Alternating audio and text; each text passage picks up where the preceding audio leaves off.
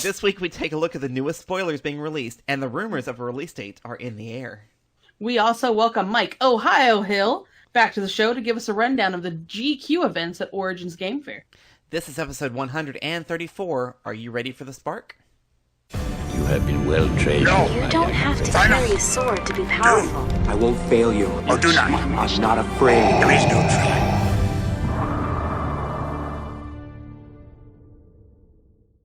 Ladies and gentlemen, we are back for another week of the Chance Cube, episode 134, streaming live to you via Twitch or your favorite rebroadcasting platform. Whether you see our pretty faces or not, we are still here to talk everything Star Wars Destiny and everything else that comes into Kim's brain while the show is going on. This is true. This is very true. And we welcome back to the and show. I'm medicated, so my filters are incredibly entertaining tonight. You have filters? Sometimes I do. And we welcome to the show this week a return guest, Mr. Mike Ohio Hill, as we call him around the Chance Cube, because for some reason we have a monopoly on the Mike Hills here, who has recently started writing some great articles for our blog, and is some great articles, yeah, and is gracing us with his presence due to his amazing experience at the recent Origins Game Fair and its plethora of Cascade Games Galactic Qualifier goodness. He did a much better job. Yeah. What? I said he did a much better job of doing Origins than I did. That's for sure. I did like 2 events and walked around a little. So I don't know what that means you did, but yours already sounds more organized than what mine was. So yeah, maybe that's true. Well, there you go. Mine was organized chaos. I would like to start out this show. Would like to start? I would like to start. Wow. Are you going to comment on my grammar for the I don't entire think evening? it's my writing that's messing you up tonight. I think it might be your mouth. Man, I'm ready to will start. I feel like I'm... okay. I want to give a shout out to Derek Bertram from Australia, who randomly messaged me last week and said, please let me know what cards you need. I've got a bunch of extras. Oh, that's awesome. And he's a nice fella. It was really cool because, with Baby and all those things, my Convergence collection has not been anywhere near what it should be. And he's sending me a nice little care package, which I thoroughly appreciate. And someday I will be able to repay him for that, especially since That's the second nice care package we've gotten from Australia. I got a K2 from Simon from Australia. That's right. Australia is very kind to us. Thank you. Thank you, Australia. We should be kind back to Australia. Are we not? We are. I think so. I mean, I don't know. Pretty sure we're allies in a lot of things, so we'll call that good. Oh, see? That's him. That's C3. I didn't realize we were the same person. I've now connected the dots. There we go. I love it. And then my non-Destiny excitement is I guess I'm kind of excited for Galaxy's Edge coming open near me. I know the California variation is going crazy right now, but we just I know our annual pass holders are going to get a preview soon. Like we're ready. I think we're ready to open tomorrow, but they figure they let California make all the mistakes first. So this evening before this started, we had watched a quick YouTube video. So they have the lightsabers that you can make yourself, but then they have lightsabers that are replicas of particular characters that you can purchase. But I did not catch what the price of those. Some guy had a Darth Maul one. Lots of money, I'm sure. But then he didn't buy the blades, and then couldn't figure out why it didn't light up or make noise. And so I think I can answer that question for you. It's not real. So crystal, you just got to get the whole thing ready to go. Yeah, like the Force just, he's got to go down and meditate some more, and then maybe the Force will come. Oh Lord. But I see both of you survived Origins to some extent. I think Mike survived better than I did. I got the dreaded con crud, which is not something I enjoy getting. So my Sunday was cut short. I had full plans to come. That was my day. I was going to go play pods. And I walked over, and I don't think you were over there yet, Mike, but I talked to Tim, and I was like, I'm going to exchange some cards with you, and then I'm out of here because you guys don't want my germs, because I don't know what's happening. I don't know if it's sinus. I don't know what it is. So I didn't get to play the pods. I did one pod on Saturday after Infinite, but I actually didn't play Sunday. Yeah, I did Friday, Saturday, so. Did you come up on Sunday? I can't remember. You didn't come up on Sunday, right? No, we didn't. No, we decided we got pretty much what we wanted Friday and Saturday, so. Yeah. You can see pretty much, I mean, you really can see a good chunk of the con within a couple of days, even doing a big event like the GQ. Well, that's why we didn't do any pods on Saturday, because we wanted to see the show floor and see what was going on in, the other halls. And it was really cool, but it was definitely sort of one of those things where, do we need to go back Sunday? No, probably not. Yeah, we debated going Sunday. And spent more money. Nice. So there's that. But I did get, so I'll show you guys, and I think you said you got some too. So let me see if I can hold them. Tim Sutterth, friend of the show, and who I know some other folks know out there on the channels, gave me some really cool cards. So he gave me this cool handy dandy new Django. I need to post pictures of these up on the Facebook page because I owe them an official thank you. Yes. And then his wife, Rachel, Mike got some too. I got a set of these like Women of Star Wars cards that she did all the artwork for. They're super cool. They're so cool. And then it's a full art on the back of it. Oh, nice.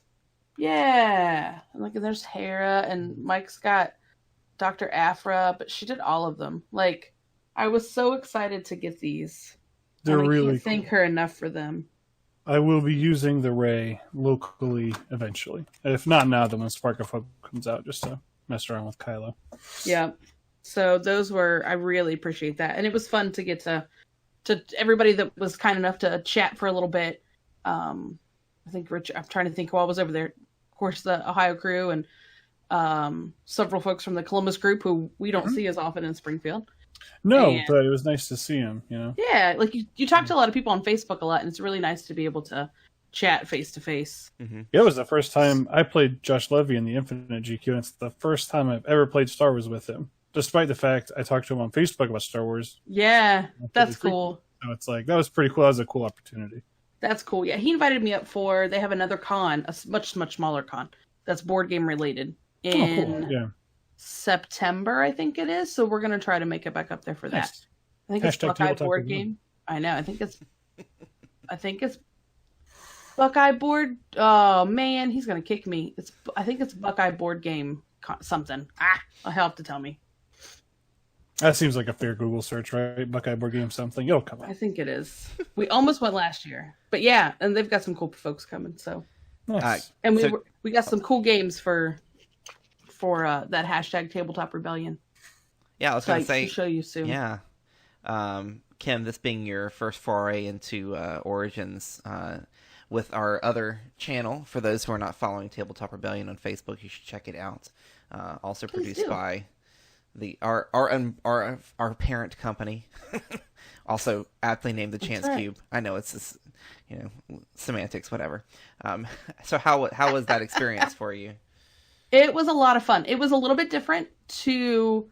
I got an opportunity to actually talk to some individuals from a lot of those game companies, which sometimes, you go up to a booth and you buy stuff, you don't always know who you're chatting with, and so sometimes a quick look at a badge and a box and you realize you're talking to the designer of a game, which is always really fun. Or folks who have been in the industry for a really long time. I had a great time talking to a fellow by the name of Bruce at North Star Games. He is just an absolute pleasure to talk to, but learned a lot about Cosmos, North Star Games, a few other ones, what those companies, why they're in the business, which isn't always a conversation that you get to have.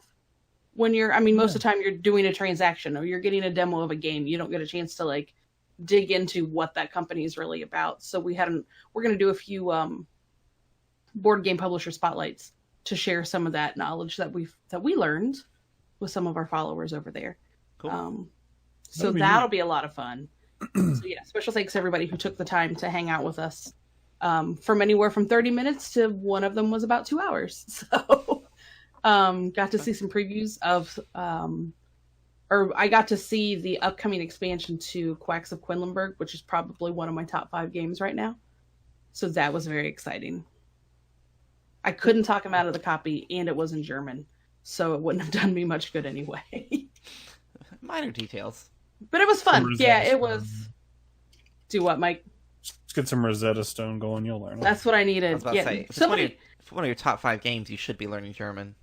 I suppose. I understand what they do, but not completely. So, so that's one that coming out at Gen Con, which everything cool is coming out at Gen Con. If I heard that once, I heard it 100 times at the show.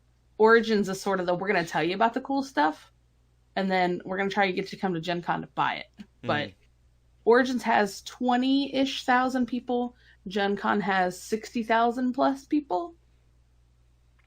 That's a whole lot more people I'm not ready to be friends with. So I hear you there. A lot of people to meet. But yeah, it was a lot of fun. A lot of fun. I spent too much money per usual, but got some great games. Excellent. Well, so that's our last and final plug for Tabletop Rebellion for this show. Forever? No, for this show. I was like, good luck stopping me, buddy. All right. So let's go ahead and jump into the Star Wars Disney news. Let me take that back, huh? You'll find what you need. So the Origin Game Fair has come and gone. And we have our 2 experts here to tell us everything that happened at the Galactic Qualifier. Mike is definitely the expert on this. I think that's a scary thought. No, so interestingly enough, I think most of the time Cascade has come to conventions, they have 4 days of events. It seems like this time around they're only able to make 3 happen. 1 Infinite, 1 Trilogy, and 1 Standard.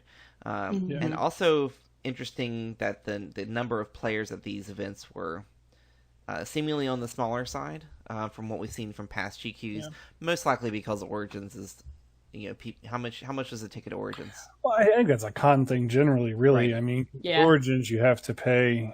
I think I paid like $35 for my weekend pass, but that was with an educator discount. It's like $45 maybe normally. I think it is. I think it's like $20 to $30 a day if you buy an individual day pass. Right. Plus the 24 for the GQ. I mean, you're talking $60 to play in a GQ, and if you don't do well, you maybe get 1 spot loss that's worth about that. Yeah. So it's kind of a hard sell to be like, hey, buy into our convention, come and play in Star Wars. It's the only thing you'll see in the convention. If the tournament goes long. If it were been a lot of players, that would have been all that you would have seen. I mean, fortunately and unfortunately, but it's kind of a hard sell, when you're at a convention and you have to say, hey, look, you pay all this money to play this, and so I wasn't surprised, I guess. Yeah. Standard was a little bigger than the other. It was like 38, whereas the others were 18 and 17. Wow. And I think Admiral Pendragon mentions it, and I agree because we didn't even know about it until fairly close. Is that these weren't publicized as soon or probably as frequently as some of the other ones that I see, because this was up in air as to whether or not they were going to have one for a while. I only knew about it because the Central Ohio Destiny page had posted about it, and that's because those guys. I think that's where I saw it too. Yeah. So it's like they knew what their con was going to have, but I didn't hear it elsewhere super early. Now, it's not to say it wasn't publicized, but I just didn't hear about it. Nope, it didn't get. Yeah, I was gonna say word didn't get out near as much. And I think you and I talked about Thursday's a really hard day at a convention on a weekday to get people in. When, I mean, I'm not surprised, especially for Trilogy. Well, if you're going to buy like a 2-day pass, right, it's going to be Friday, Saturday, and there were 2-day passes available. And if you're gonna buy the weekend pass, Thursday, it's just tough. A lot of people have to work. Take 1 day off, it's going to be Friday again because Standard was on Friday. So it's you're asking people to come in for what's probably the least diverse format in Trilogy on a day they might have worked anyway. On a day they're going to have to pay more to get into a con. It was just kind of a bad combination, I think. Yep. And in years past, they had done events on Sunday, but the hall closes at 4. And so that proved to be a challenge, that it doesn't open till 10. It closes at 4. I want to say they didn't do... Did we do a GQ there last year? I kind of forget. I feel like the first year that Destiny was there. Yeah, I didn't either. The first year Destiny was there, they ran events on Sunday, and there were issues with it coming very close to time when the hall, because when Origins is closed. Yeah, I mean they start rolling up the carpets as soon as the clock hits 4. and you get out of their way or they'll roll you up in it. So, Right. yeah, like they'll chase you off the carpeting like walkways if you're in their way at like 4:02. Right. I think it might have been 6 o'clock on Saturday, but it was the same basic principle. Yep. Like get out.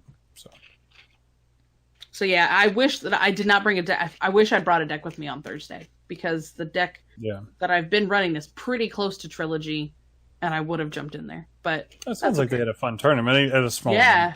Mhm, Yeah, but definitely still a lot of fun. I see the fact the winner was Phasma Trooper with advanced training. That's what I don't know why I see Phasma FOST and I'm like, wow, we're back to Awakenings again.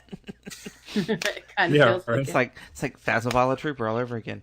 But that's not a pretty really strong deck in Jitty. Where's the Guavian? Yeah. Where's the Guavian? Where's the Guavian?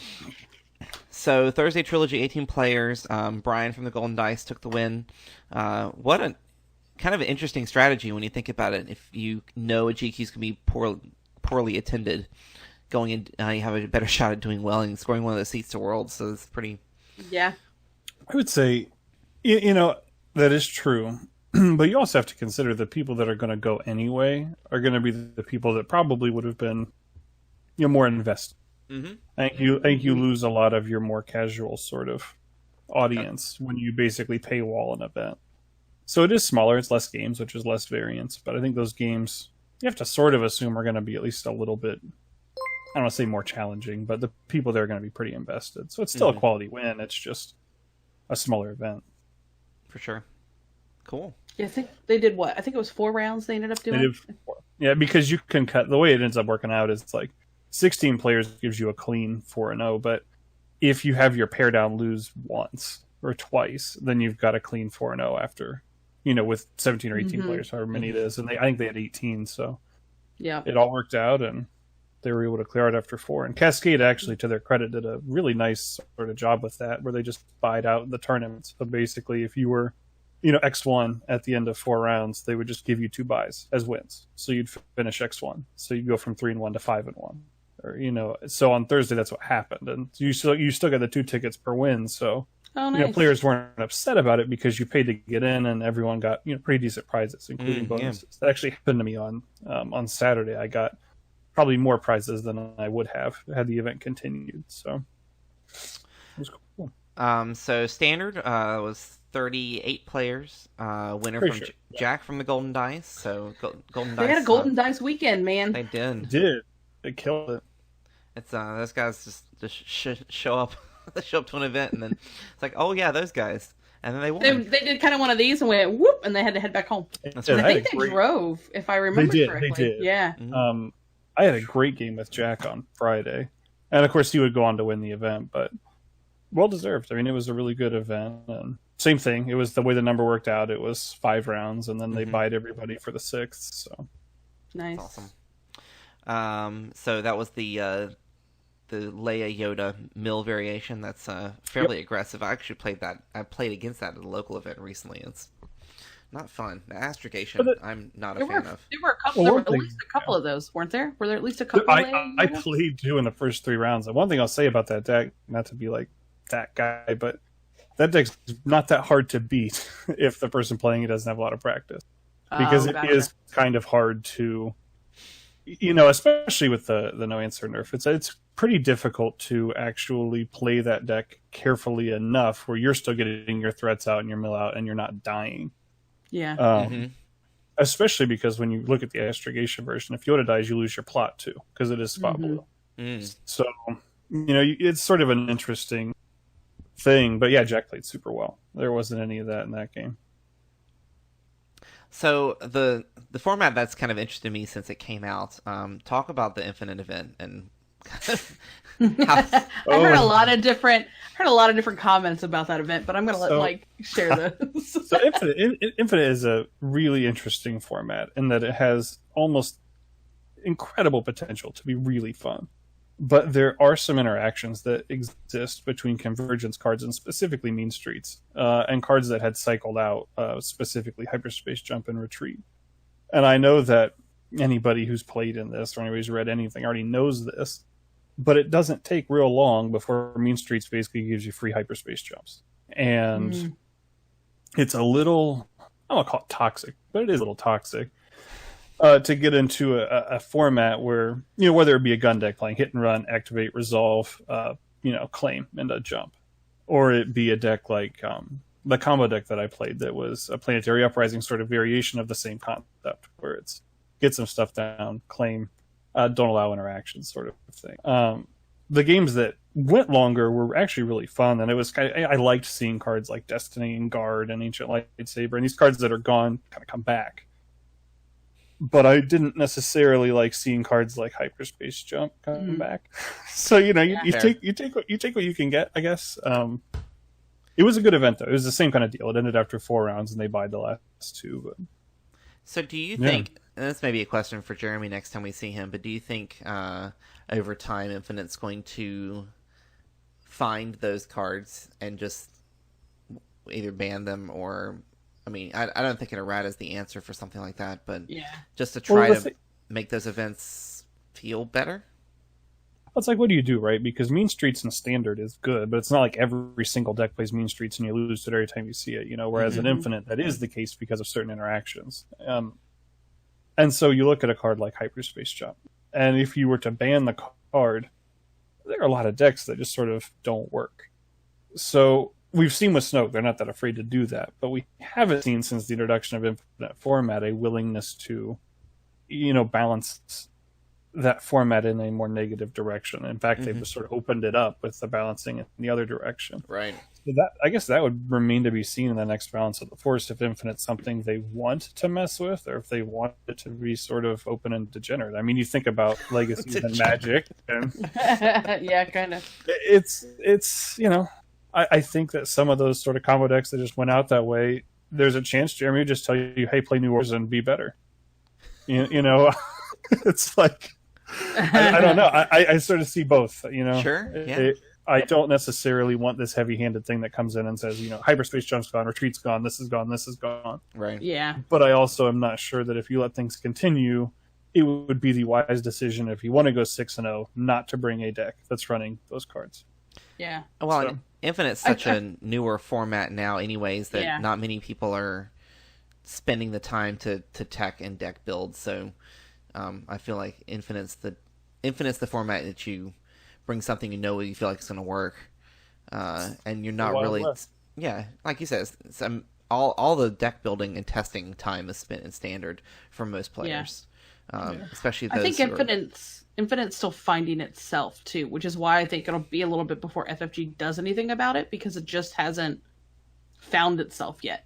It's still, people are still trying to figure, because it's a huge open field of what on earth could you see there. I think that's what a couple people that I talked to on Saturday, they're like, I have no idea what other people are going to play and bring, because that meta is way different than your Standard or even your Trilogy meta. I mean, it's just...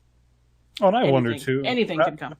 Well, it can, and I played like Mace Windu Ahsoka because that's me. But it's one of those things where, there's a ton of variety, and I wonder. You talk about formats finding themselves. I look at trilogies sometimes. And I think, where is this format when you have one set? Yeah, it's fun. Exactly. Would it be better if it was the last 3 sets and not the last wave? I don't know. Would it be better if it was always a minimum of 2 sets? I wonder. I wonder, is it? Can you talk about numbers in an event? I understand that we're talking about a convention here, but Standard did have twice as many entrants as the other 2. Mm-hmm. So, something is different there, especially because Saturday should have been an easier day. Now, they ran Keyforge alongside us, so I know that that that I know that pulled some people. Yeah, because that was a 2-day event that ran. And actually, Keyforge did end up winning the Origins Best Card Game Award this year, and I believe last year it was Destiny that won. The thing about Keyforge, I guess we should not get off topic, but I do it all the time, Mike. It's totally fine. It's not a deck builder's game, obviously. It's definitely not. Nope. So for somebody like me who would probably classically identify as the Johnny player type, if you know the Magic, the Johnny, Timmy, and Spike, there's not a lot there for me. But I know for a lot of people, it's really fun. So totally respect that. It was just there's competition that day. So. Very cool. Well, huge congrats out to Nathan Ball for winning Infinite. He's one of y'all's peeps. Good dude, Nathan Ball. He is. He started playing last Star Championship season. And I remember because I played in that Star Championship the first time I had seen him. We played in the final of a Star Championship, if that tells you anything. First time I ever saw him playing. So, you know, he's been consistently pretty good ever since. And this was his day. You know, he finally... I think the deck that was sort of the boogeyman out there during our 4 rounds was that combo deck that, you know, beat me for my one loss. And he was able to kind of action cheat around it and beat it and go 3-0 otherwise. So it was a good day for him. What did he run again? He told me and I forget. He was playing Iden Beckett. That's right. And Beckett ended up being a really good call for him because it turns out taking people's resources in a resource format. It works out pretty good. What you call That works out pretty good. Excellent. That's awesome. Yeah, so kudos, like, because Mike won't toot his own horn, but he's done very good with that group there. And now there are 2 world seats that came out of that group. Yep. It's pretty awesome. Yeah, we're getting there. That's awesome. Got to think of a cool name. You guys can come up. Don't let James do it, but otherwise you'll be able to come up with something. You know, maybe we should actually let James do it. He can paint the decal too, just like he painted his Legion guy. That you ought to see if you come out Wednesday. He's got these lightsabers. They're going to give away. You talking about that Darth Maul lightsaber earlier? These are, I don't know, 3 feet long. They've got Epic Loot branded on the side of them. They're the most ridiculous things. But he's been giving them away as full and he tries. James tries. He's fantastic. I love him. He's our TO. He's our guy, but you get some stuff to work with sometimes. That's awesome. All right, so we are in the height of spoiler season, and we're gonna kind of run through these real quickly because everybody's seen these and heard these thus far, but you don't know what we think about them, and that's important. Maybe that's all that matters. Dag nabbit. Yeah, don't listen to anyone else. No other content creators. You know. I don't know what they're talking. No insight. So the Golden Dice released 3 spoilers this week. First off was Han Solo. It was their weekend, man. They had 2 wins and spoilers. I guess I have to be nice to them. Han Solo, the old swindler, yellow character scoundrel, hero, 912. It's interesting that a lot of these characters we're seeing are on the much lower point value scale. Hey man, Han's a little old. Han doesn't move as quick as he used to. He's slowed down a little, you know. He's slowed down a little. So he's 9 health. 1 range, 2 range, 1 discard, 1 resource blank. He has a power action. Turn one of your scoundrel dice showing a resource to any side. If it's a wiki die, you may resolve it for free. I like that. That's pushing together a Han Chewie deck. Yeah. Han's cool, man. Yeah, he reminds me a lot of Mother Talz. He's got that sort of stabilizing effect with the turn. And it even kind of is going to be the same amount of damage. It's going to a 2-side. He's got 2 resource sides, so you're 33% to hit it, which is nice. Or you just hit the 2, so you're really 50%. And he'll have some good pairings. You could look at a Hero 5 die. You could look at maybe Satine and some 8 cost somewhere. You could do 11-7 with him. You could do 12-6, which would give you probably a Gungan or a Claudite. You could like Nest. Of course, they want Chewbacca, but Chewbacca gives you 3 slots, so you do all kinds of cool stuff there. Han's cool. Han's, I don't know if he'll be in every deck or anything, but he's not bad. I'll give him a play. The only one I haven't played is that I have not played Young Han because I'm still a little angry about the Solo movie, so I just didn't even pick up the card. I didn't think it was that bad. Just it's the thing that has died inside of me. No, it wasn't that bad. It wasn't that bad. I agree. It wasn't that bad. I had a buddy, spoilers, before I went and saw it, who was like, "Oh, you get to see Maul at the end." And I'm like, "What?" And so the whole movie, I know it's coming. Oh, no. It was terrible. I was so upset, but that is a moment to pull away from someone because that was a big kind of thing. It was. We also have Han Solo's blaster, a 3 resource cost upgrade weapon, 1 range, 2 range, 3 range for $1, 3 modified range, a resource and a blank. Ambush, which we haven't seen a lot of ambush in the last couple of sets. And then after you play this upgrade, you may force an opponent to remove one of their dice showing damage. Then if this upgrade is on Han Solo, you may activate him. And there's definitely dig this blaster a ton. Yeah, definitely some remnants of the old DL-44 from the Awakenings. Yeah. Which I loved. Yeah. It's good because DL-44 was good. It's got 2-3 sides, so I like DL-44. It's got the added benefit of being super good on Han Solo. Since you're going to get a resolve. And Yeah, not a whole lot to dislike. I think this will be a pretty heavily played card, whether you're playing Han or not. Yeah, and those are we both don't have a lot of them. legendaries. Yep. Which Yeah, I feel like they went like old school, like because the R2 and the C3PO are both legendary, so it seems very thematic. Is what's getting the legendary. This whole set nod is this very time. thematic. It is. I do think it's interesting. They even talked about it in the last live stream. They were trying to avoid making the character and the weapon legendary. You saw with Yoda. Yoda's a rare. Saber's legendary. Right, and it's like, Interesting to me, these are both legendary, but I think that Han's a legendary character. I get it. And you look at the blaster, and that's going to be a $20, $30 card. So, yeah, makes sense. Yeah, I guess it's super good. And it's unique, which might pull it down a little. It might be less than that, but it's going to be pretty much a one-of in any gun deck. So. Mm-hmm. And lastly, they were spoiled the 1 resource cost Han Solo's dice, also a unique upgrade equipment. 1 resource, 2 resources for $1, 1 modified resource, 2 modified resources for $1 and a blank. After one of attached characters' character dice rolls a blank, you may exhaust this upgrade to re-roll it. Then if this upgrade is on Han Solo, you may ready this upgrade. Woohoo! I like it already, because I roll blanks. It is my card. Anything that helps me fix blanks. Totally up my alley, man. I'm not really sure this card's very good because it's going to take 2 turns to pay for itself. I mean, the first turn, if you get a resource on it, and you hope you do, then you're neutral. But so it takes the turn after that to get a +1, and you could just like play truce and get one. Yeah, and get one for for nothing. So it's like, I don't know. I see it. I guess if you're playing Han Solo, it's really cool. If you're Kim, it's really cool because no blanks. It's true. But I don't know. Mike laughs anytime I bring anything so I still gotta get a trooper deck built. Because it negates my blanks, and I need to revisit Gungans because I promised Parkinson's that I would. But yes, I appreciated your turn to the Gungans when they very first came out, and I thought this is the deck for you. And I still couldn't make it work. Well, that's because you actually rolled sides when you played. I did. You didn't even hit any blanks. Couldn't hit them. No, Such is my life. I totally agree. I'm. It's almost like they were like, we need a replacement for the Chance Cube, and then this is a far cry from it. I felt like that's what this was a little bit. The thing about that, though, is Chance Cube, right? You can pay your 1 and get a 3. Mm-hmm. Especially with Focus. Han Solo's dice, like, let's assume you're playing Rendezvous or something, you're still only going to get 1. Mm-hmm. Because you had to pay to play it. So it's like, I get it, but I don't know. I think there's just better ramp cards. Yeah, for sure.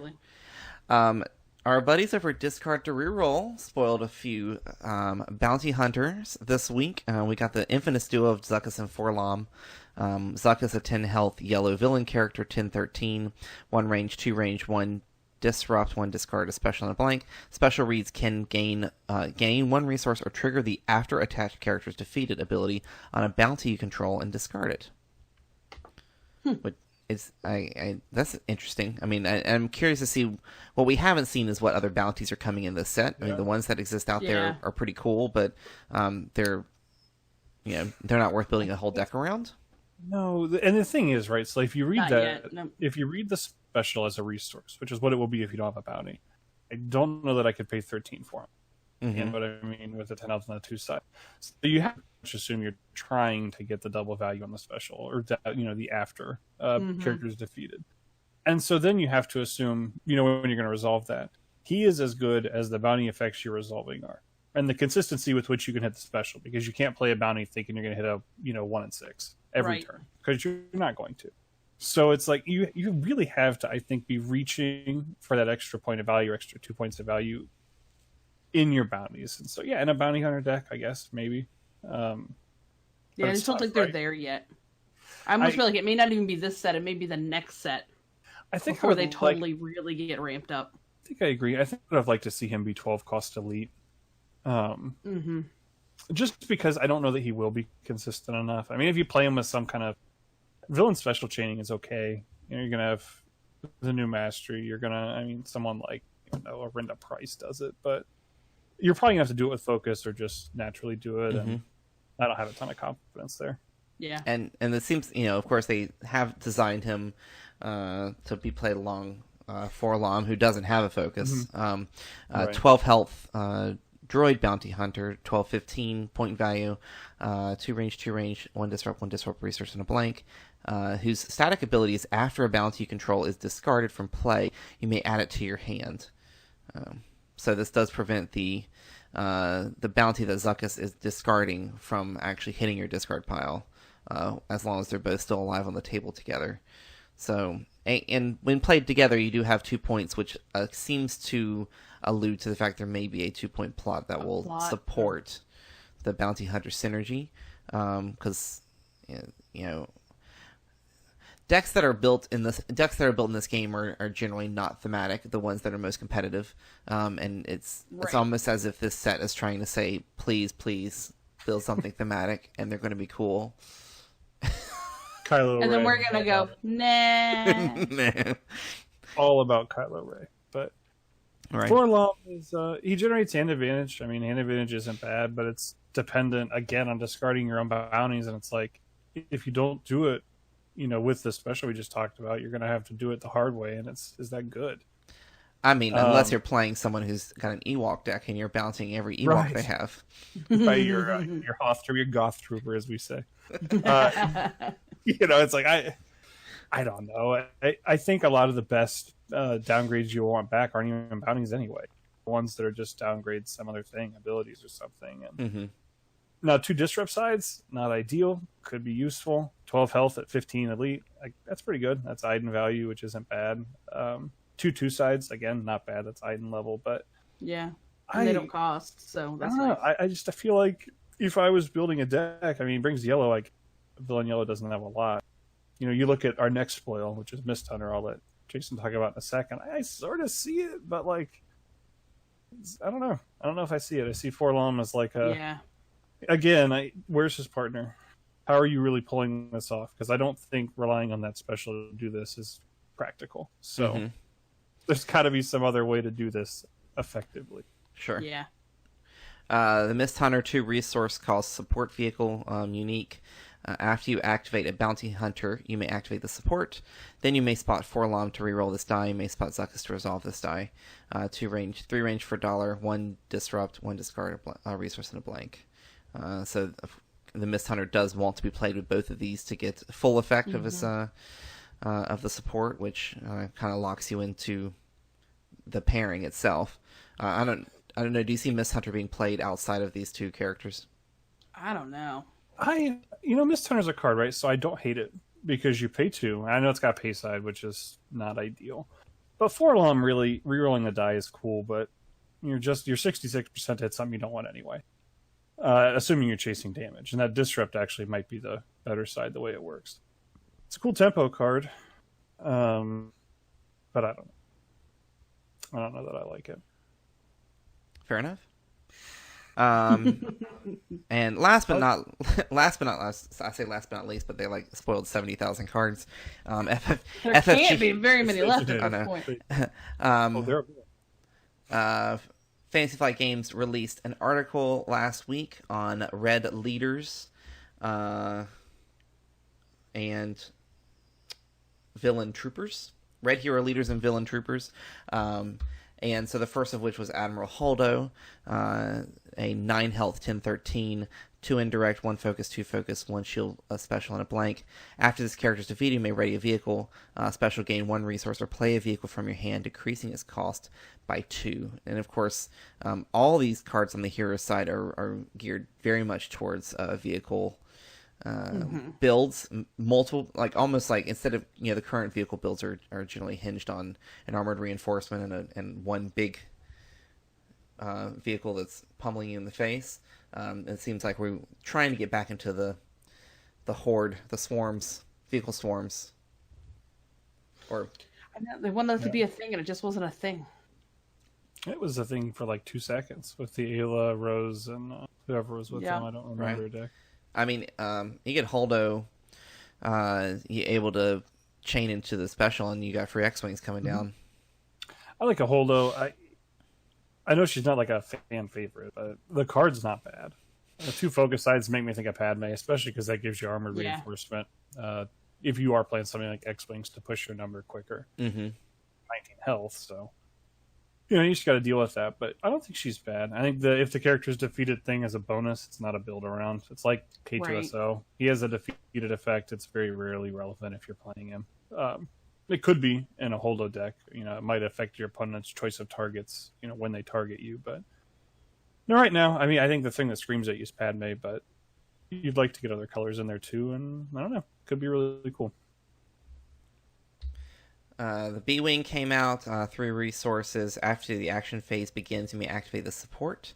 2 range, 3 modified, 1 disrupt, 2 shields, 1 resource, and a blank. Shocked that you can have 2 B-Wings on the table and start with them die in the pool at the beginning of every turn. That's the advantage. B-Wing's cool. It's got a really good tempo effect, especially if your opponent claimed the battlefield. Because if they, at the beginning of the action phase, then let's say you roll in your B-Wing and hit a disrupt. Like 1 disrupt sometimes is bad, but if you're showing it on a die you rolled in, and they know it's going to be your next action, all of a sudden, the mind games. They have a character with 1 or 2 health left, and you rolled a 2, and they're staring at it. Now they can't activate; they've got to remove your 2. And even the 2 shields, if they have to get damage in to kill you, it could be good. The +3, whatever. Obviously, you're not That's hoping. the side I always roll. The blank, the blank is there. That's true. But I look at that disrupt side, and I was kind of dogging on disrupts a second ago. But in this case, assuming you're playing B-Wings, it could be pretty good because, again, you can force your opponent into plays they don't really want if they think you'll resolve it. Yeah. So I look at that, that. and I see 4 sides I like. Resources fine, 2 shields are pretty good, 2 guns pretty good, and disrupt is a fun play. So I don't hate it. I'd play it. I'd play it. No, I love it. I'd play it. I like. I mean, I know. Like you said, I like that it's not unique, so that I could have 2 of those down. Yes, you could. You could. I mean, imagine rolling into the 5 damage right off the bat. Now getting the resources to get them out there very quick is a whole other ball game. But that's why you play Holdo, right? Mm-hmm, and hope you can hit that special play for one. Now Holdo does have some. You look at maybe an Ayla. If you played Holdo, Holdo at 1 die, then you look at fun stuff. But you probably 1 or 2. You look at Padme's, zillion focus sides. I'm not saying it doesn't get control. You'll probably get it there. Whereas I have less confidence, like I said, with the bounty hunters. Yeah. Huh. Actually, the lines of play in just those 2 cards alone is very interesting. And the mind games you're playing with your opponent. Admiral comes in another title. We haven't seen much success from these 4 resource costed upgrades in the past. We'll see if this one gets some play. But 3 indirect, 2 focus, 3 focus, 3 shield, special. Can only be played on a leader. After you play this upgrade, you may spend 2 resources to ready a character or vehicle, and then the special reads exhaust this upgrade to ready a character or vehicle. Shocking that they would continue to add this type of mechanic into the game when they keep trying to prevent us from doing it with further erratas or further restrictions, and they're like, but just kidding. It's another one of those cards, man. You look at a Padme who sees 3 indirect, 2 indirect, 3 indirect, 3 shields, and 2 boss specials, but 4 resources is steep. Yeah. To spend the 2 when you play it, what do you got to have? 6 resources? Yeah, 6, and which is not something. Well, I mean, this is a neutral card, so you don't necessarily have to play with the heroes. So the villains seemingly still have a better resource ramp. Yeah, probably. But of course, and again, maybe a villain deck where it's better because, assuming not to get ahead of myself, you play something like a UR command. Now all of a sudden, Grand Moff makes an interesting pairing with Admiral. And, I don't know. Maybe you try to build a title deck, but Finally, a title deck. I've been waiting all my life. It's the thing you want, really. I was so excited when Mace Windu was out and the Master of the Council, I think that's what it was. Master of the Council. I don't know if you remember. And I wanted that to be a thing, and it couldn't do it. I played that deck locally, the Ahsoka Kane, where Master of the Council. I don't know if you remember, I read it 3 times in some games. That was fun. It was never something spectacular either. No. You are in command now, which Mike just referenced. Ambush, play a title from your hand, or discard pile decreasing its cost by 1, ignoring its play restriction. So that would allow the Admiral to go into any character. Doesn't necessarily have to be a leader. And perhaps has English, which is nice. And perhaps my favorite thematic card from this particular grouping is the Lightspeed Assault. 0 resources to play. This is a hero event. Defeat one of your leader characters and discard a vehicle you control, then discard an opponent's vehicle from play and deal indirect damage to them equal to the discarded vehicle's combined costs. That could be a lot. It's gonna stink from my Claudite shapeshifter. Right when he gets promoted, he gets thrown into Lightspeed. But it's hard to imagine. I mean, because most are pretty good, you know. And it's the same thing if you are in command, right? You're not gonna play a title you can't play without you are in command. Mm-hmm. So it's sort of like one of those things. Play truce, unless your attempt is to play Admiral and a non-leader. You know what I mean, or Grand Moff and a non-unique red, or something like that, and that opens up a whole nother can of what if you don't have both? You know, then you're sort of stuck in that world of got to play what you think you have to play. Yeah. Lightspeed Assault definitely feels like a meta card in a way, because if the meta does not shift towards vehicles still, or big vehicles, then this could end up being a dead card, because if you don't have an opponent's vehicle to discard, then where are you at? Yeah. I think it has to be good enough. You know what I mean? Your deck has to be built in such a way that you can create a leader you can sacrifice. And Claudite comes to mind because whatever. Right. Kill him. And you have to have the vehicle to kill. So it becomes a difficult thing to do. But if you're playing against a vehicle deck, sweet. You've got an awesome mirror card they're not going to like. But if you're not, you still need to be able to play the card. You know what I mean? Yeah. So it's a hard card to main deck, and I wouldn't main deck it in a deck that wasn't playing a tiny leader that I could kill and not feel bad about. Yep. So. I love the fact that the person who's in the chat, his name is Kylo Strawberry. Well, Kylo Strawberry. Kylo Strawberry. Who doesn't foresee the meta changing a ton. Maybe one or two decks wash up, but I see Phasma Afra still dominating. I'm okay with that. This one's really good. Next up is from Resolve. One resource support. After your character is defeated or a vehicle you control is discarded, you may place one resource on the support. Action, remove one resource from this support to turn a die to any side. So I feel like they're trying to build the deck for me. Does that make sense? Like, a little bit. Yeah, I see it. Because of course I need Firm Resolve in there to have already out on the table before I play Lightspeed Assault. And then I need You're in Command already available so that I can play Admiral. I feel like they're just trying to build the deck for me. So Firm Resolve is like Aftermath if Aftermath was terrible. Because sorry if you like it.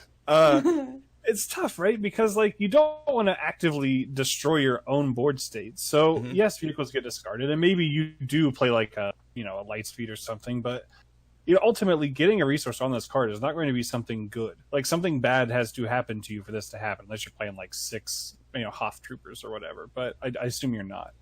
So you get the resource on here, which is fine. But then you get to turn 1 die. Like use the Force does that, and it's terrible. And you don't have to wait. You know what I mean? Yeah. It's like I look at Firm Resolve. It's like, okay, cool, I get it, I got you. But do we really have to remove the resource? Like, can it just stay on there? And I could use it as a free focus every turn? I don't know. It's tough. If you're intentionally discarding vehicles somehow, it's going to sit in the binder. So it's going to happen. Take unfortunate. Common. Yeah. Take control, 1 resource cost event for the heroes. Play a vehicle in an opponent's discard pile for free after the upkeep phase begins. Discard that vehicle from play. So. Okay, I like the art on this one. That's all I'm going to give it. BB-8 taking over the walker. So right, take control, right? Ken, you've been saying you have con crud. Yeah. People touching my dice, my cards. I get it, but like, wash your hands, folks. Take control is the ultimate germ spreader. Yeah. Yep. No, it's true. Learn from me, kids. Learn from me. Well, that's what I say too. Like, man, that's how you get cards going home with somebody else or with. I don't like cards that let them go across the table. I don't like that. Like, is that draft card? All right, cool. Because a lot of the drafts are going to play something. As a locals card, all right, I guess. But, like, you have to call a vehicle meta, first of all. Oh, yeah. So you can't do, because even in vehicle meta, you're not going to play vehicles. Well, yeah, I'm going to play against, like, yeah. I look at so many of these where the way to play around it is to not take a deck, and this is completely not a threat. Yeah. Maybe all these you've cards... now shut down, like, 4 of their cards. Maybe all these cards are designed to tell us to stop playing vehicles. I would be okay with that after the end of my standard tournament on Friday.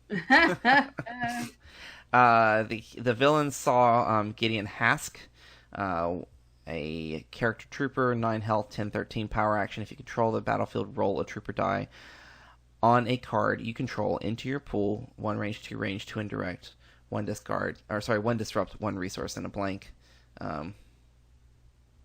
Pretty average trooper type character. And of course, you're not referencing a character trooper die. It could be any trooper, which there are several supports now that are also considered troopers. Like Vader's Fist being one of them. I look at Gideon. Gideon's cool. I wish that it's weird, right? Because if you could play a character die down to use the power action to effectively play a wider deck than you are, that'd be neat. But you have to have the battlefield to do it. So, like, if turn 1 you're playing short character dice and lose the roll off, you're not going to get his power action unless you find some other way to get the battlefield, which is totally possible. It's some of the stuff we've seen. But you think of like Phasma. Phasma's pretty good. I'd take a free Phasma die, especially because most of her supports are also troopers. You think about Vader's Fist, especially. I don't know how you would work that out with Phasma. You probably have to play it with somebody else, but any expensive and impactful trooper die, Gideon makes better. So it's just a matter of how do you do it. I mean, he could be good. Someone who's good at deck building make him good. Someone make him good for sure. So is he from Battlefield? Like he's from the game. He's from Battlefront. Okay, that's what, or Battlefront. My bad. Yep. I get those two mixed up a lot. Okay. He's And I looked at when I saw Inferno Squad, I assumed that's what it was, but he's. Yep. We got angry at EA and didn't play through a lot of that, so I wasn't super familiar with his character. Don't worry, insane. Like, hey, there's a guy with a thing. I think he's from this. I looked him up. 2 resource cost ATRT support vehicle. The modifier size on this die can be resolved with one of your trooper die showing any symbol, and then the die is all blue, 1/1, 2/2, and 3 for $1 and a blank. This is like, oh golly, what Awakenings card, but it wasn't limited to. Both did this. I don't know if you guys remember the massive meta impact of Training Remote and Lure of Power. I do. I remember. I really liked Lure of Power. I played it a ton of crap. I know a lot of people did. I enjoyed it, but no, did it ever really? Was that the thing that won a game? Absolutely not. It's tough, right? Because you pay 2, and you can modify a trooper die, and that's cool. And you roll it in, and maybe you do hit your +2, which is it's got to take a couple turns to really pay for itself. But +3's got a pay side. +1 is not a great side. Even when you are modifying something. That could be good. I mean, it turns your resources into 2 resources, but you just paid 2 for this thing, so you're still a turn back. Yep. I don't know. It's weird. It's one of those things where, like, if you could show me a situation where playing this changes the game, I'd be, like, totally into it. Yeah, I just don't know that that's going to be the case. I don't either. Whoop, whoop, whoop. Maybe. And then last but not least, of course, it's the 8 health Mud Trooper, 8 points. 1 range, 2 range, 2 range for $1, 1 resource, and 2 blank sides. After you activate this character or a leader, you may reroll one of your dice showing a blank. So this continues to add to the trooper blank stuff that we've been seeing come out spoiled recently for this upcoming set. And what we've already seen in Convergence as well with troopers. So yeah, looks a lot to me like a first order stormtrooper that costs 1 more. Yes. Yes. The effect is fine. In fact, it's pretty good, really. The health is nice to have 1 more, but am I really not going to play Sentinel Messenger if I'm trying to play that cost with Phasma? And if I'm going wide, am I really going to sacrifice that team cost to not play First Order? I don't know. Someone do something cool with Mud Trooper. Somebody will. Someone will. Doesn't mean it'll last very long. The creativity in this community is wonderful. Someone will build a Mud Trooper deck. And I can't wait to see it. So the spoiler game is afoot. We're super excited to see everything coming out with Spark of Hope. I think someone mentioned this is probably the shortest time between sets that we've ever seen. I feel like it is. It definitely is. I think it just factually is, yeah. Current anticipated release date is July 7th, July 5th. Did we just hear the 5th? Yeah, Mike and I just heard the 5th today. That was today. You talk about Thursday release, it's a holiday. It'd probably be Friday for the 5th. Yeah. Which is wild that we're already there with a new set. Crazy. So I just soapbox for a moment. Why do I have to hear this from my FLGS and not FFG? Why is that so darn complicated? Because our FLGS loves us more. That's very true, and I truly believe that. But I just, like, why is it every other publisher I know can go, here's one, we're going to have a game out? they forgot to tell us.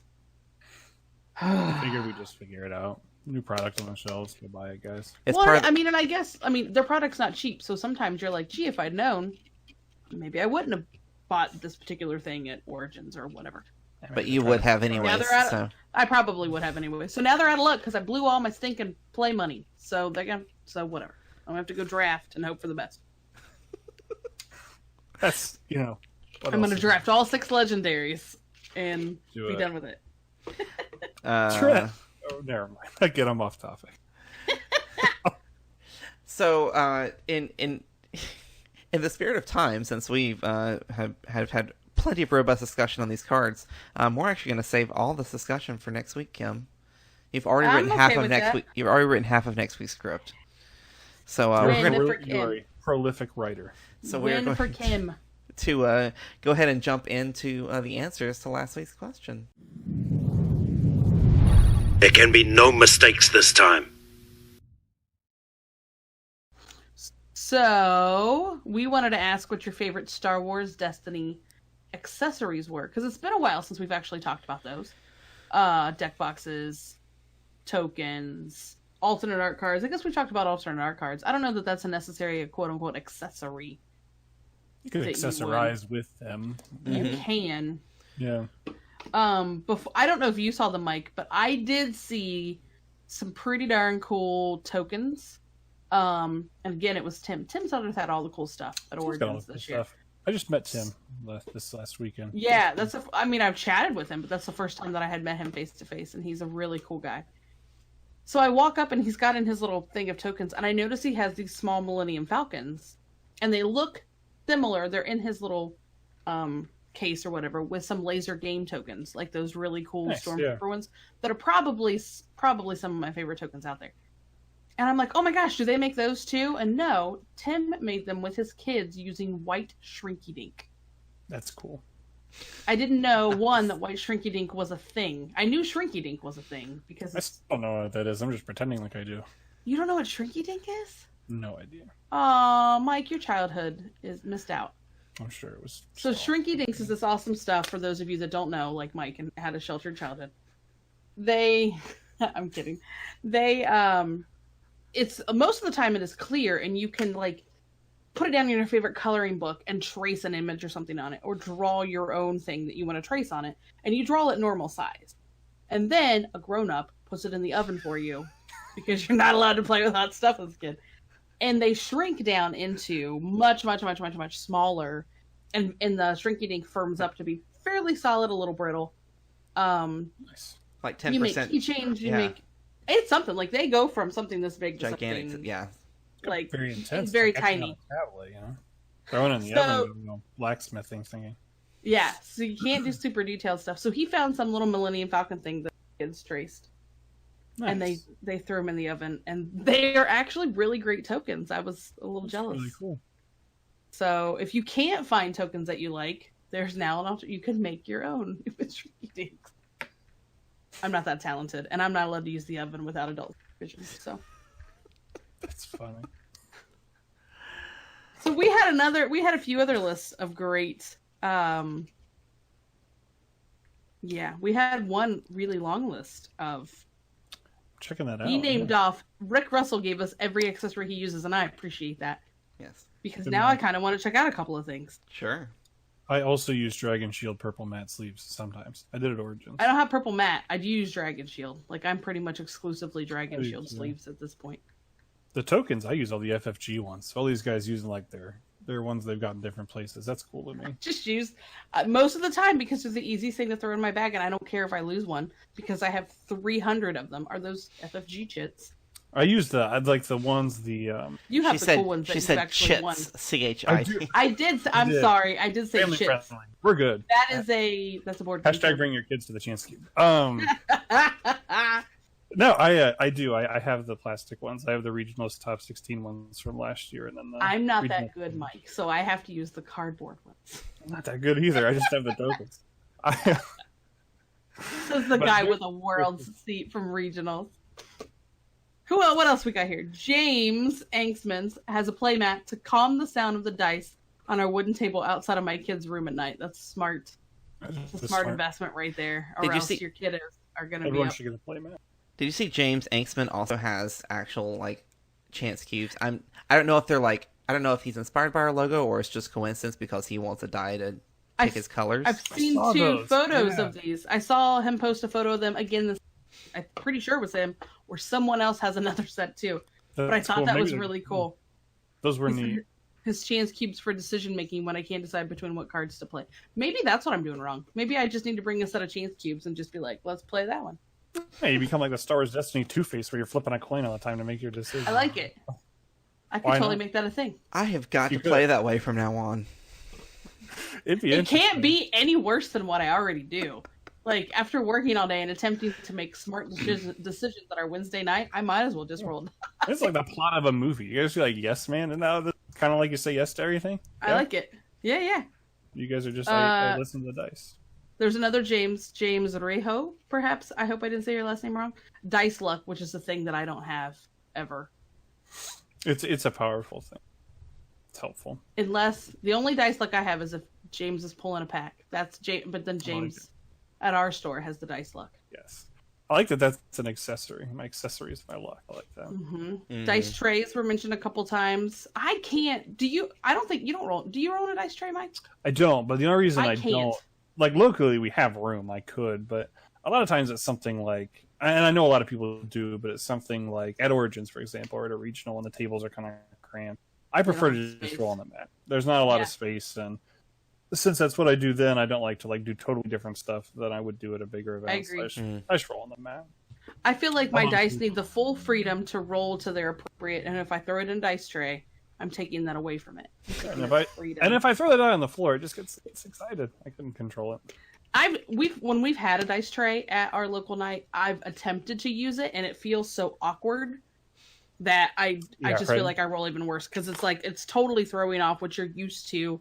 I don't know, if you play often enough, you have a rhythm to how you play. Mm-hmm. I have it. And suddenly I roll here, and now I'm trying to roll over here. Like it doesn't work for me. I think Brad's got one locally, and somebody else does too. Mark has one. Again, Mark used to have one. I don't know if he still uses it. He has like a nicer one. I think it's like he might have. I think he bought one at Origins that was like this really cool sort of double. Again, I'm off topic, but it's a really cool. I guess I'm not off topic. You're talking about accessories. You're totally fine. It's a really cool. It's a dice tray, and then it's got almost like a slightly larger dice tray outside of it. So it's got an outer ring that's still got the felt that holds dice in it. That's cool. You've got like an inner tray to roll in. It's pretty cool. Geeks First, and I still haven't picked one up, and I want to, has a very tiny dice tower that Destiny die will fit in. Nice. And it does not take up any extra room on the. I mean, it's smaller than the box of your box of cards. Like it's tiny. Maybe that could be your secret. Oh, I feel like the less I touch the die, the better off I might be. I played a guy, I can't think of his last name now, but his first name was Eric, at the Infinite GQ. And he told me his dice were cursed, and that playing him would curse my dice as well. And I'm going to be real with you, his dice were cursed. It's pretty bad. It's a thing, man. I'm telling you, it's a thing. And once it happens, I haven't figured out the voodoo trick you do to undo. Just voodoo trick you do to undo. What's happening here? You should never have invited me on. That's fair. That's what's happening. It's a thing. I promise it is. So that's why I thought about how can I. We can get you a pair of tongs so you don't have to ever touch your dice. Interaction with the die. And even at our local night, and when someone's rolling badly, I'm like, I swear I didn't touch your stuff. I didn't go near your stuff. I didn't touch your stuff. I'm not the cooler. We have a saying in our little group chat: RNG is RNG. Just got it. Sometimes it's good, sometimes it's bad. That is the. I mean, that's really that's what sets Destiny apart from a lot of other. But I will say too, I can build a great deck, but it doesn't have that you have no control without the right cards on how those die are going to play or how those die are going to roll. Very, very rarely do I think a game of Destiny actually comes down to dice rolls. I think there are, That's true. There are dozens of decisions about interaction and should I play this and resource management. I think people tend to. We have recency bias right at the end of a game. We see that last turn and we're like, well, that last turn, if I had rolled this, it's like, well, sure, but what happened the 5 turns before? Yeah. You know what I mean? How did you use the rolls then? Did you re-roll? So I don't know. Well, and that's where I think having a lot of practice time with your deck and being super comfortable with your deck is I know how to. You don't get in that funk when your dice are rolling badly, per se, sure, because you're familiar with the deck and you're like, okay, when that doesn't give me what I want, here's an opportunity for me to play this card, or have my deck go this direction. Yeah, and I'm not saying variance doesn't play a factor. Obviously, it does, but your draw deck has very little. 30 cards. Maybe you could potentially only have 15 individual cards in a 30-card draw deck with a full mulligan. So it's it's a game of variance, but it's a game of controlling variance. So we're off topic. No, I've learned a ton in the last hour. Thank you, Mike. I feel much more educated, and I don't feel like I've worked as hard this episode. So that's what I do, right? They pay me to be a teacher. I'm not saying I'm teaching you good things. Like, I could be utterly wrong about everything. He can teach whatever bad stuff he wants as long as he continues snacks. Yeah, I'll try. That's how Mike grows our Wednesday night game group, is because his lovely wife provides snacks. She does. They're already ready. Wow. That's awesome. And they're delicious every time. Well, thank you everyone who has stuck with us and watched the show. Stuck. Thanks for Mike for carrying the load for sticking it out. If you're watching live, of course, follow and subscribe. If you're an Amazon Prime user, your subscribe is free, and it still helps us out. If you're on YouTube, like, subscribe, hit the notification icon. If you're on the podcast, any app, please review. We would love your feedback on the show and to get those reviews updated from the 3 years ago that the last review has had. Thank you, Matthew Scott. Thank you, Matthew Scott, for keeping our Facebook page up to date. Thanks to all our patrons. Check out Patreon if you want to be part of the Chance Cube Hangout. It doesn't require a large financial contribution, but it does help us out. Like Watto, or you get thank you gifts. You get thank you gifts. That's what you get. That's the correct terminology per thank the you gods. You're really subscribing for the wonderful content, not the cards. That's right. But we'll thank you with what we can muster together. And you can hang out in our closed Facebook group where you get to hang out with all of our writers and all of our podcast people and all of our other patrons. So there's that. Yep. That's something. And if you have not checked out our iOS app and checked out the Chance Cube Price Watch on iOS, I know it costs the price of a pack of cards, which is more than most apps out there. But we won't ask you for any more money. Once you buy it once, you get all the upgrades for the life of the app, which should be a long time. Unless I get hit by a bus, and then I'm sorry. Because no one else knows how that thing works. That would be truly unfortunate on numerous levels. But it would be quite a loss in multiple arenas. Yeah. Anyways, head over to our Facebook page. A little bit lower down that list, but head over to the Facebook page. Pinned to the top is next week's question: who do you think will be the next big character spoiled from Spark of Hope? And if we have any more spoilers, because we might have already gotten all the cards. Someday, people, I'm going to get an Anakin Skywalker. A nice hero Anakin Skywalker. Someday. I'm with you. Why? Yeah, I mean, I'm with you, because there's a perfectly good Rebels version out there that hasn't happened yet. Where is he? Where's the Clone Wars Anakin? Yeah, Clone Wars. Sorry, not Rebels. Clone Wars. Rebels Anakin is sort of there, I think. Matt Lanner comes in for a minute during that scene where Vader's attacks Ahsoka. I don't want that one. I want the good one. Maybe they'll do it. I bet you they'll launch it in like as they launch that new season on that Disney stream service. 2-player set, Force Friday, Anakin Skywalker. There you go. You heard it here first, kids. Pen it down. I have no inside information. I'll add it to our predictions document. Add it to the list. And on that note, goodbye, everybody. Good night. This has been The Chance Cube, a Star Wars Destiny podcast, a non-profit organization dedicated to building community through gaming.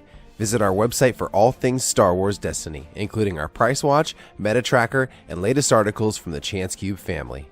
Find our latest videos on YouTube, follow us on Facebook, Twitter, and Instagram, and visit us at patreon.com/thechancecube. Your patronage allows us to grow this program and help us give back to the gaming community by sponsoring events, giveaways, and supporting our own community building initiatives. This is Mike Hill, the voice of the Chance Cube. Thanks for listening.